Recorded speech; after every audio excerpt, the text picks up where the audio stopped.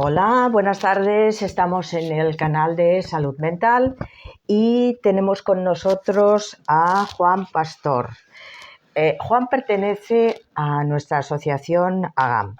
Además, es psicólogo, es psicoanalista de la Asociación Internacional de Psicología Analítica y es miembro del Instituto Jung de Barcelona, y etcétera, etcétera. Buenas tardes, Juan. Buenas tardes, ¿Qué Margarita. tal? Vamos a ver. Estamos en una situación de salud mental muy extrema, por decirlo de alguna manera, en todo el mundo. Tú eres psicólogo desde hace 23 años. Correcto. ¿Cómo ha cambiado la situación de la salud mental en estos años? Siempre es verdad que a lo largo del tiempo hay un cambio de tendencia. El ser humano sigue siendo el mismo, pero la manera en que esa persona experimenta el dolor, el sufrimiento al enfrentarse a cosas de la vida va cambiando dependiendo de los condicionamientos culturales que hayan. En un principio, cuando yo empecé a ejercer la profesión, era más raro que alguien acudiera a un psicólogo, la gente lo solía mantener en secreto.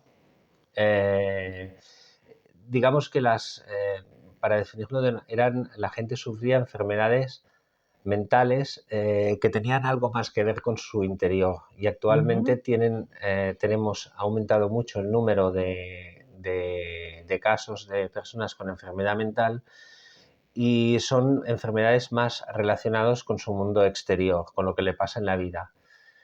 Esto no significa necesariamente que la causa esté en la sociedad o en la vida. Yo más bien creo que antes las personas tenían más la capacidad de trabajar a partir de su propio interior, y actualmente la persona tiene un problema mental y busca la solución en el exterior, no en su propia alma, no en su propia psique. Ya. Si tuviera que definir un cambio, ese sería el más significativo. Bien. Se habla de las consecuencias de la pandemia entre los jóvenes por su salud mental, pero se habla muy poco de las personas mayores y menos mayores, de cierta edad, vamos a decirlo. ¿Por qué? Cuando una persona... Yo hablo de lo que creo que es la gente, no es mi pensamiento. Yo creo que cuando una persona tiene una depresión a los 40 años, digamos que todo se pone en marcha porque es una persona joven, que tal, que no sé qué, que está perdiendo parte de su vida, que puede crear muchos problemas, etcétera. Pero cuando una persona es mayor y sufre una depresión, es una de las más cosas que tiene esa persona, queda diluido y total. Yo pienso que un poco la sociedad piensa que para lo que le queda, pues... Ya, pero es como una discriminación, Sí, o sea, no vales. sí. ¿Vale? Actualmente yo creo que lo que es una discriminación a las personas mayores que tienen enfermedad mental, como si no importara que tuvieran, como si fuera normal que una persona mayor estuviera triste. Sí, pero además Pero enferma mental. enferma mental, con una depresión, o por ejemplo una persona que tenga una esquizofrenia. Cuando una persona es joven y tiene una esquizofrenia, todo el mundo se preocupa, se buscan recursos, etcétera, o bien se intenta esconder, las propias familias, etcétera. Se hacen mil cosas. Pero cuando una persona pasa a ser mayor y tiene esquizofrenia, vuelve a estar en la bolsa de los abuelos que tienen un montón de enfermedades y que están en residencias, y entonces nadie presta la debida atención al sufrimiento que puede tener esa persona por tener una enfermedad mental. Creo que ese es el principal problema que nos estamos encontrando ahora. Bien. Con respecto a la pandemia, estoy cansado de escuchar cansado no, he tenido pacientes que han venido, que se han descompensado por causa de la pandemia, por el hecho de estar un mes, 2 meses sin poder salir de casa, etcétera. Yo soy director de una residencia. Lo que se vivió en las residencias, para la Ahí gente que no iremos lo, ahora, ahí para la iremos gente que no ahora. lo conozca, personas mayores que lo único que tienen son a sus familiares y no los pudieron ver. Personas mayores que les quedaba relativamente poco tiempo para disfrutar de sus familiares y ese tiempo no lo tuvieron. eh, personas mayores que de alguna manera necesitan estimulación, necesitan que alguien hable con ellas, que alguien los escuche. Y en el momento de la pandemia se estuvo por atender algo mucho más grave, que era la posibilidad de que esa persona pudiera morir, y se desatendió esa necesidad de ser escuchado, de ser acompañado, de ser de alguna manera atendido en todo lo que... Pero una cosa, ¿no crees que eso también fue un problema porque realmente el personal asistencial nos venía grande a todos y no sabíamos cómo en ese momento cómo responder? Sí, porque yo creo que la gente que estamos acostumbrados a las residencias, no olvidemos que la residencia es un sustituto a la casa, ¿vale? No un hospital. No. Entonces, yo creo que cuando vino la pandemia, que indudablemente era un problema médico sobre todo en el tema de las residencias,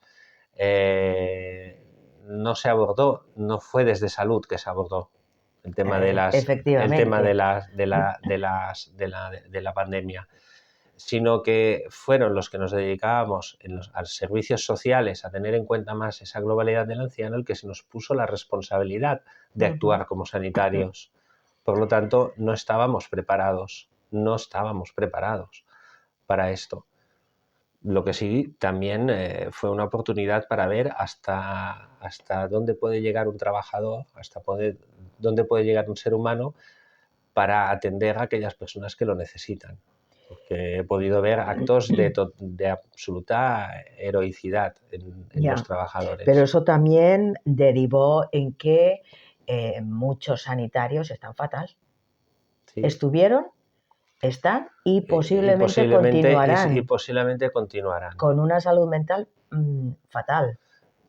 Yo lo viví también y también estoy contigo en todo lo que tuvimos que Fue muy duro. vivir, lo muy duro. Y bueno, vamos a decir que gracias a nuestra resistencia o gracias a lo que Sí. sea, estamos aguantando. Yo creo que uno de los problemas que hubo es que todos los profesionales que nos dedicamos a la geriatría, a la salud mental, tuvimos que estar en primera línea en este momento. Muy pocos casos vi de cobardía o de retiro. No, es verdad. Siguieron en la primera línea. Ahora parece que aquello que se vivió a principios de 2020 no hubiera pasado nunca.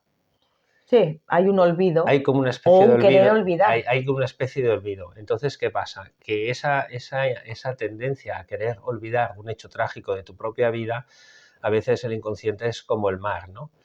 Que después de una tormenta viene la calma, pero en la arena van llegando los restos del naufragio poco a poco.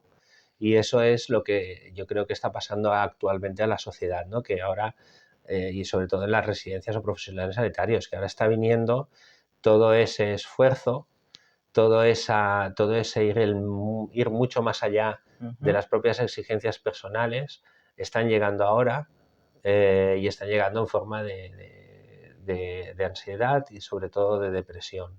Claro. Yo creo que hace falta un reconocimiento y un apoyo ahora a estas personas, que tampoco lo tuvieron cuando estuvieron en primera línea. No. Y después hay una cosa que, a ver, concretamente los enfermos mentales, y estamos hablando, vamos a hablar de Cataluña, no tienen un servicio adecuado para ellos en las residencias. ¿Qué opinión tienes tú? Porque tú estás dirigiendo una residencia que tiene unidades de enfermos mentales. Es verdad. Las residencias actuales no están diseñadas para albergar a personas con trastornos mentales de larga evolución. Claro, en mi caso, pues me he apañado, nos hemos buscado tener una relación muy cercana con el CESMA, nos hemos acercado a psiquiatría, hemos logrado el CESMA son los centros de salud mental que son los responsables de hacer el seguimiento en salud. Exacto, hemos conseguido que un psiquiatra venga a hacer el seguimiento y lo que es muy importante,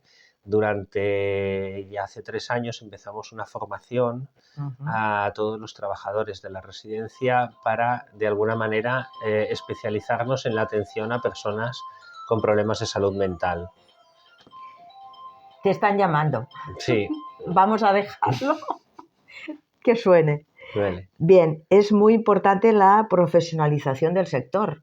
O sea, Sí, tú, estupendo, eh, se forma al personal, pero sabemos que están ingresando pacientes, decirles pacientes o usuarios o residentes, y el personal no está formado. Y aquí viene un grave problema. en muchos sitios no. Y incluso haciendo la formación no es suficiente. Uno, en mi residencia, por ejemplo, en la que yo trabajo, aparte de la formación que todas las trabajadoras han recibido, se tiene que continuar con un refuerzo de esta formación.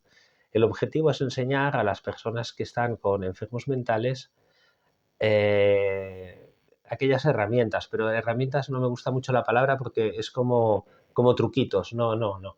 Es enseñarles a ser psicólogos, o sea, Ujú. a que ellas puedan compensar de una manera adecuada las deficiencias que pueda tener esa persona o con cada trastorno específico y tratarlos de una manera adecuada para evitar que estas personas se nos descompensen. Ujú. Lo que estamos evitando no es tener un problema, lo que estamos evitando es que esa persona sufra. Si Correcto. nosotros somos capaces de compensarlo cuando hay una crisis, de tratarlo adecuadamente cuando no hay una crisis, de decir las palabras justas, vamos a evitar que esa persona sufra más. Muchas veces, y yo es lo que le digo a mis trabajadoras, cuando le digáis a alguna persona, siempre tenéis que preguntar, ¿para qué le estáis diciendo eso? Ujú. No hay una palabra en balde, no hay una palabra para llenar un vacío, un hueco. Tenemos que tener Claro. un objetivo cuando tenemos una comunicación con una persona con enfermo mental y un estilo comunicativo acorde a las necesidades de cada paciente. Muy interesante. Como podéis ver, tendremos más veces a Juan, porque tiene muchas cosas que explicarnos. Pero de momento nos quedamos aquí. Él tiene que atender a sus pacientes, tiene que atender su teléfono y yo tengo que marcharme. Buenas tardes y hasta pronto.